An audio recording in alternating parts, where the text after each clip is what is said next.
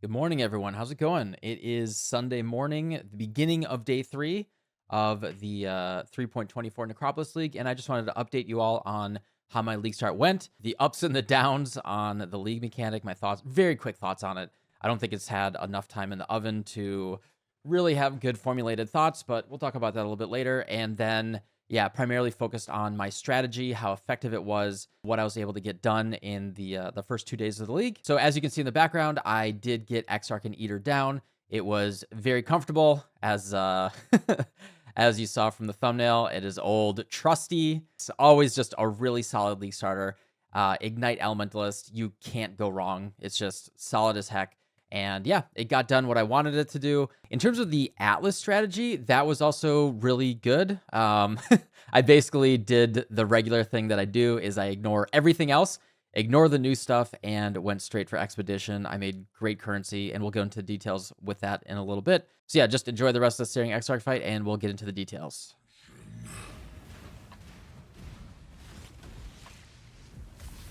Disintegration.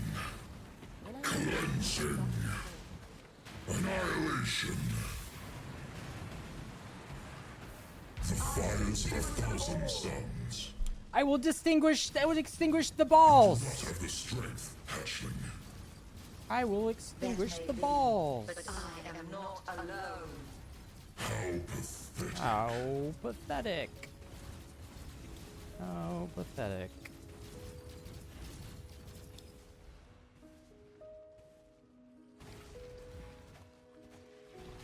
Annihilation. Incineration.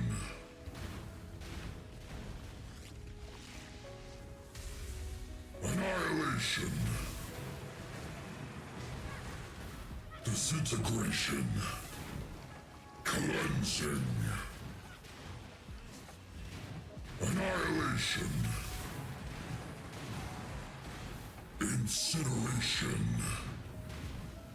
Improbable.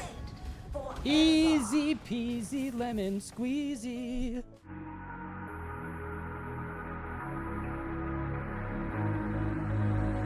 All right, so this is Green Blanket Warm Feet.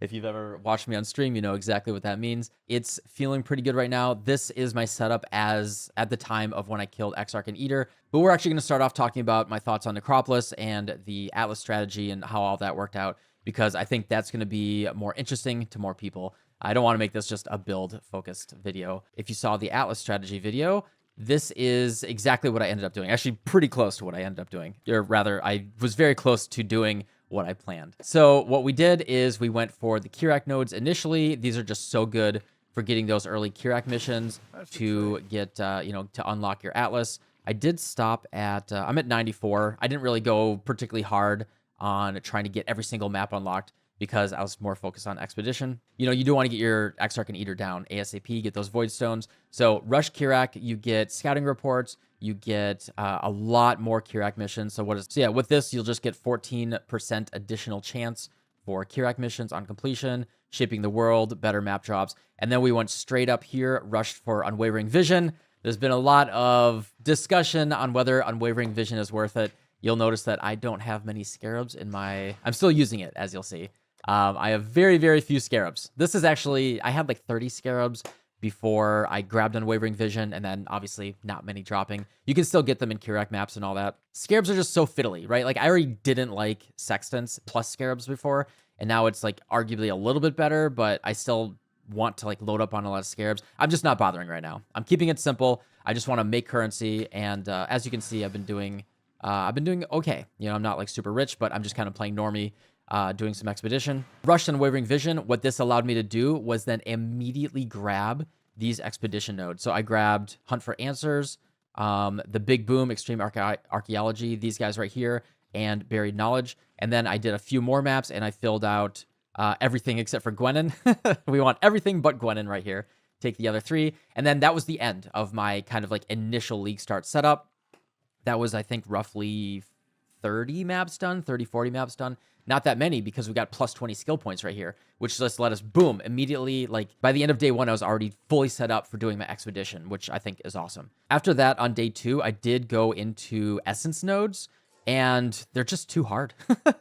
With the with all the new modifiers that we get in Necropolis League, we'll talk about that in a second. I found Essence Monsters just too hard on a League start setup.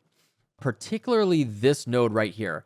Map bosses getting like double, triple essences was brutal. When you're just like, all right, I just hit tier 14 maps, and then you're fighting this overloaded map boss with, you're doing your corrupted rare maps as well, and they have essences. It was just way, way too strong. I was like, all right, essences are just kind of off the table. These are too hard right now, particularly with all of the juiced up stuff right now. So I dropped essences, and then I went into, what a lot of people are doing right now, rush for Packed with Energy. This is just absolutely incredible. With the, you grab the Nico nodes right here, you grab Packed with Energy, all of these Nico Chance nodes, all of these Nico Chance nodes, and these ones as well. I also recommend getting mining byproducts just so you get Azurite as you're doing your maps. This will give us a very high % chance to get Nico on every single map. And Packed with Energy, after you click all 3 of the Sulfite veins, will give you +3 all res, 105% damage, as well as 45% movement speed. It just feels so good. I can't recommend it enough. So Packed with Energy, this really makes up for kind of feeling weaker against all these Necropolis monsters. And then I'm also going into Shrine nodes right here. Actually, let me take that one right now. I was missing it. So these Shrine nodes right here, just get more Shrines, get the Packed with Energy, will really supercharge your character and make it feel way, way better, particularly against these hard Necropolis monsters. So this was my initial strategy. The main thing is just doing Expedition, just doing that right away. I'm doing every single logbook that I'm getting. Well, that's not, Rog or Gwenin. And doing all those logbooks, talking to Tujin right here, he's given me great currency. Just yesterday alone, he gave me 7 divines. Just doing the logbooks, focusing on the Tujin and doing all that. So yeah, that's where most of this money came from, was 7 divines just from doing Tujin. Really, really incredible, just always reliable. Not to mention like tons and tons of chaos, right? You get all of this bubblegum currency. You're just going to load up on all of this, and it's going to feel so much more comfortable, right? Like sitting on good gem cutters, good chisels, etc. That's old trusty to me too. Just going straight for Expedition, doing the Tujin, doing the logbooks, particularly with a build that is really good for it. So that's what we did yesterday. Got the Exarch Eater down, going for just blue altars right here. Aeval, I hate Burning Ground because it forces you to use Abarath. I would actually rather not use Abarath. I actually vastly prefer running Ralkesh or Shikari right here, particularly early league, and especially when you have lower chaos res. This makes a very big difference, like very, very comfortable actually, is using one of these two. So I don't want to be forced into using Abarath, which if you're running red altars, you absolutely have to because of that Burning Ground. So not to mention, the chance for divines, who knows? It's so rare, but whatever. But yeah, this is my Atlas. If you want to have a screenshot opportunity right there, that's what I'm using. It's not optimized or anything. The reason why I have 9 points unallocated is I want to load up to 20 points, and then I will unspec Unwavering Vision. I could make a second Atlas tree right now. I have the points ready to go, but I want all of the points that I have. I might be able to drop some of these guys at the moment, and if I get closer, like if I get to 15 or so, I might drop all of these. Actually, how many points is this? 3, 4, 5, 6, 7, 8, 9. Actually, if I get one more point, I can drop all of these, which I'll probably do after my next map. I'll drop all of these, and then I will unspec Unwavering Vision. I'll start to get Scarabs to drop. I do want to get Scarabs to drop, but the most important thing for me is to get my Expedition. And then talking about Necropolis right now, what is there to say? What is there to say about Necropolis? I think the crafting, if we just want to, there's 2 aspects to this, right? There's the mapping functionality, and then there's the crafting. The crafting, horrific UI UX. The user interface is arguably worse than the Arch Nemesis UI. Let's just go into there right now to show it. I'm sorry, GGG. We gotta just shoot straight right here. I don't know how this interface went live. I'm gonna be very blunt here. This interface is very, very bad. It's very bad. We've hit this so many times in the past with releases, Arch Nemesis especially, stuff like that. This interface is so painful to interact with that I don't know. I don't really have words for how bad this UI is. If I just want to show how bad this can be. If I type caster right here, and then I put a caster modifier in, okay, that's in. Now, what do you expect when I click on this grave again? I expect this to still say caster, at the very least. I expect this to still say caster. If I'm going to be really blunt, I expect like tags or something for me to click and like sort things, maybe put them in different buckets that I can kind of sort them. But at the very least, leave my filter there. Second up, the fact that Control F doesn't go to the search bar like it does literally everywhere else in the game. It's not hooked into the same generic search interface or whatever for the search box right here. So I can't even press Control F and just type caster again. I have to manually click on it, and then, I can Control paste if I had that in my paste history, but I'm not going to harp on that too much. Hopefully that's a thing that gets fixed. And then in terms of the actual crafting, I think this is a thing that is very, very powerful. I think the potential here, there's some Reddit posts out there. I don't have it on hand right now, but there's some Reddit posts coming out where people have experimented. They're really theory crafting. This is something that, if you guys remember Harvest League was arguably more fiddly. Like the interface did get, once your garden was set up and everything. And at the end of the day, people did end up loving Harvest League, like to the point where the most disliked thing in the history of PoE is them removing the OG Harvest. And then the second most disliked is them nerfing it after Ritual. Like that OG Harvest was so powerful once people got used to it and they understood how it worked that it was really, really good. I think this crafting is potentially, if you plan your craft properly, it's going to be a lot of setup, but I think you could fairly deterministically get some insane like double fractured items and everything.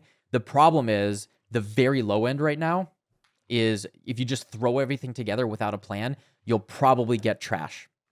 And so people are putting together like 60 corpses of trash, and it's just, and I get it, right? Like I'm with you. It's not rewarding that you can't just do like these very low end crafts without planning. It does really reward you for planning and putting a lot of work.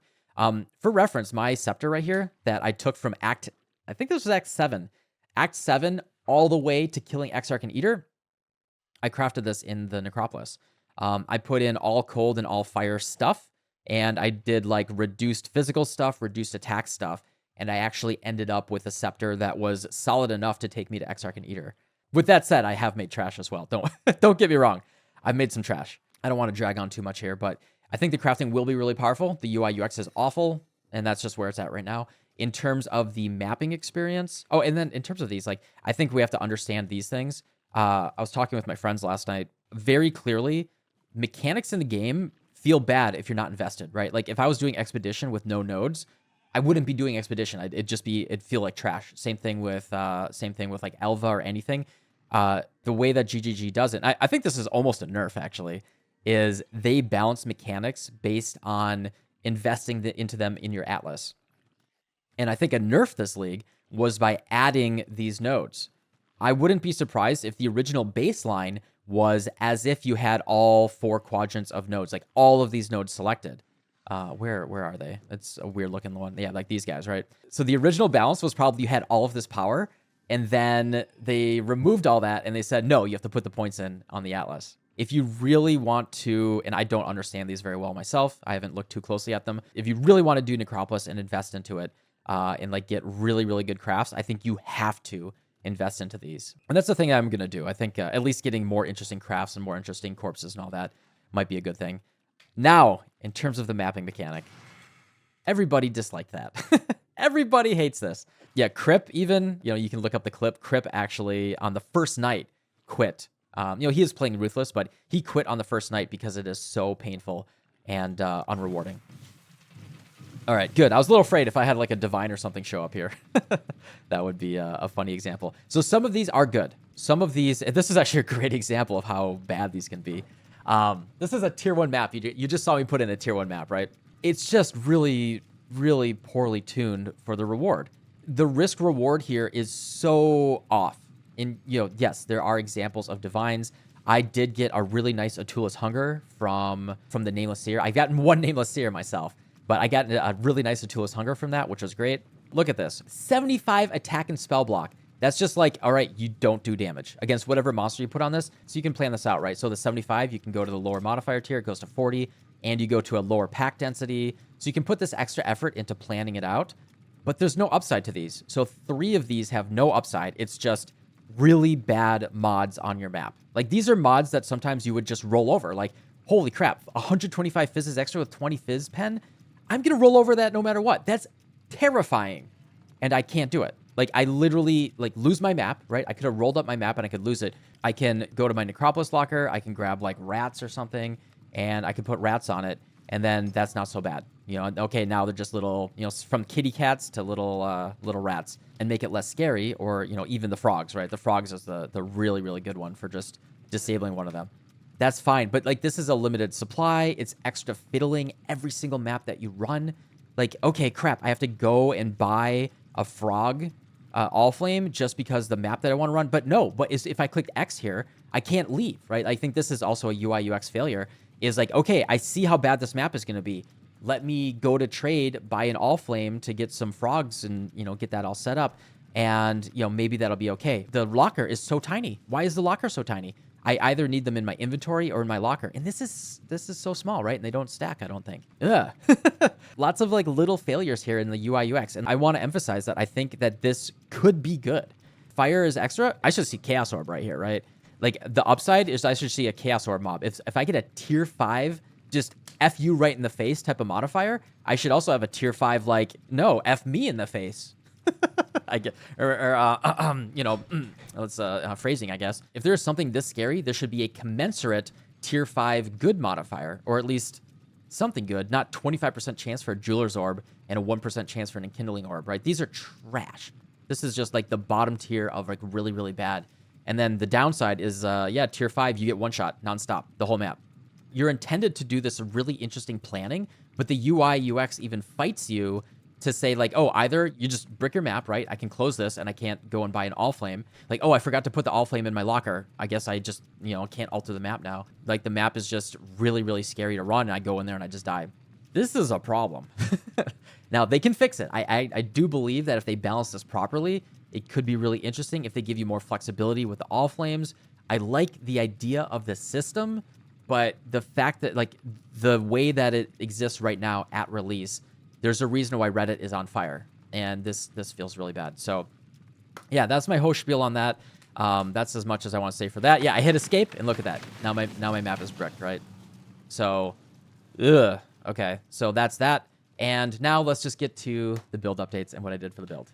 So, yeah, that's if you aren't interested in the Frostblink Elementalist anymore, thanks for watching. Thank you. Thanks for watching.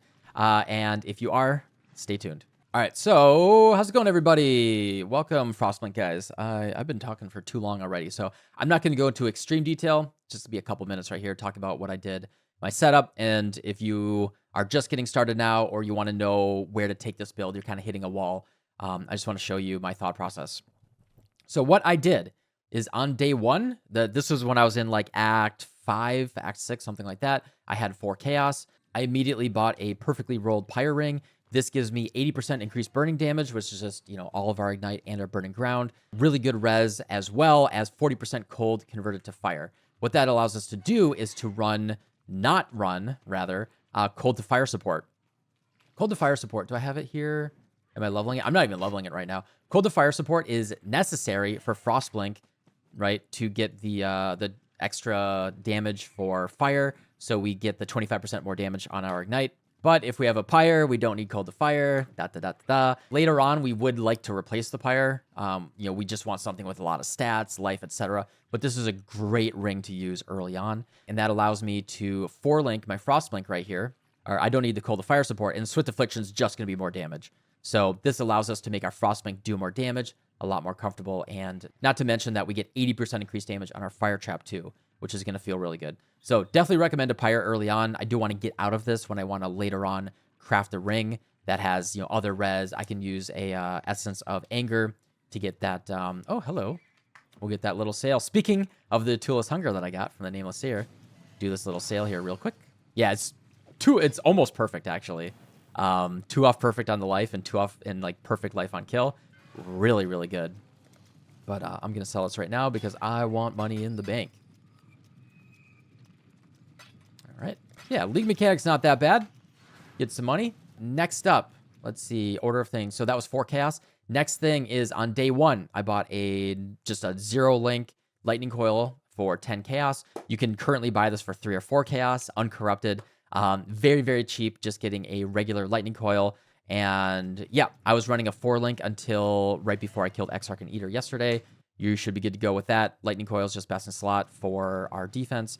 And then, you know, the hard part is getting that lightning res back up. Run Purity of Elements if you need to early on. Then the next thing that I bought is I upgraded my gloves. I wanted to go for a Essence of Delirium glove, and I wanted to make sure I crafted. If I was going to spend 30 chaos on Essence of Delirium, I wanted to make sure I was crafting on a base that I wanted to keep, particularly later on when I spend all those Eldritch currencies to get the implicits. I didn't want to waste them on something that I was going to throw away later, so I sprung for 1 divine. I basically spent my first divine on this Fractured Glove base. Fractured tier 2 spell suppression for 1 divine. Then I bought a Essence of Delirium for 30 chaos. I used 1 of them, and I hit trash, right? I hit tier 2 life and tier 8 lightning res. 6 lightning res, woo.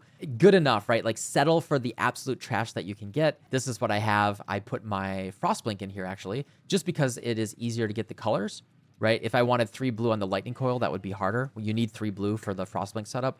And just for easier color setup, I put Frostblink in my gloves for a pseudo 5 link right here. That's linked with Ignite Prolift, Swift Affliction, and Combustion right here. You just get that socket at 30% more damage over time. Essence of Delirium was 30 chaos, and then Eye of Malice right here for 3 chaos. I didn't buy this until right before Exarch and Eater. Still don't have a Profane Proxy. The price is still too high for me. I don't think it's worth more than 20, 30 chaos at the very most. So I'm just kind of holding off until the price comes back down. So I bought the Eye of Malice. This gives me a lot more damage, more ES, more evasion.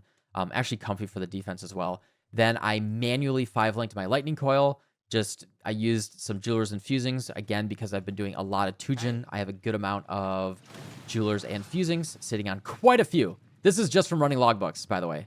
These are just solo self-found, picked up Jewelers and Fusings from doing Expedition. I haven't bought a single logbook or anything, just running my logbooks that I get. So my total investment right now is 1 Divine and 47 Chaos. This is what I've spent on the build at the moment. This is what I killed Exarch and Eater with. These boots, they dropped from Betrayal. I just unveiled the movement speed. This is just off the floor. I have used my own Eldritch currencies that I've gotten, and unfortunately, I have not hit exposure yet, which feels really bad. But yeah, everything else, solo self-found crafted or off the ground or whatever, those are the only things that I have bought total. 1 Divine, 47 Chaos invested to kill Exarch and Eater. Feeling very comfortable. I have 4K life. It's feeling really good. I'm happy with this as a league start. In terms of the next plans that I want to go for, my I didn't even fully do my flasks. Like, I have bad enchants on my flasks. They're not rolled. Stun and black recovery. I haven't really even rolled up my flasks very well. I got to fix my flasks. I need to get exposure on gloves. Better weapon, shield, and amulet. My shield, this is just off the ground. I picked this up. I ID'd it like this, and we're just using the shield. A better shield with life and stuff on it would be really good. My amulet, again, this is off the ground. Just absolute trash amulet. Boots, the big problem with the boots is they don't have evasion on them. So I am not able to use the evasion mastery right here for the 15% if you have evasion on all of your armor pieces. So I do need a different pair of boots that has evasion. Sadly, because I do like the mods on these boots. They're pretty good. Buy the Profane Proxy when the price gets lowered. It's at like 45 chaos right now. The price will go down. Don't worry. Just hold off on that. And then later on, 6-link my Lightning Coil, and then double corrupt later, much later. But yeah, that's basically my order of operations. The build's feeling really good. I got my 2 Void Stones. Today on stream, I will be going for at least the Uber Elder Void Stone, if not Uber Elder and Maven. Just have to get a little bit more damage, and those boss fights should be very, very comfortable. This league start has been, for me, incredibly successful, like about as good as it gets. Despite how painful the map experience is with the Necropolis stuff, I have had a really, really good start with just going into Expedition, as always, getting good currency from Tujin, my boy, and putting together a very, very reliable, trustable league starter. So yeah, that's it for me today. Thank you guys. That's just my quick little day 2 update, and hope to see you guys on stream very soon. All right, goodbye.